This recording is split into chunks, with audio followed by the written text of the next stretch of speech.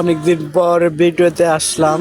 যে একটা দেখেন ক্যাফে হাউস, এটা হচ্ছে আপনার প্রবাসী রেস্টুরেন্ট আমাদের টাঙ্গাইল কালিহাতি।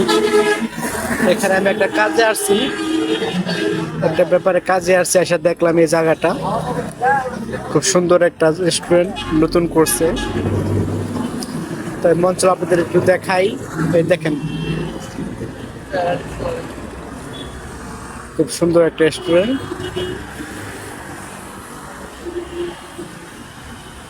একটু ভিতরে যা যদি আপনাদের দেখাই, দেখেন কেমন রেস্টুরেন্টটা।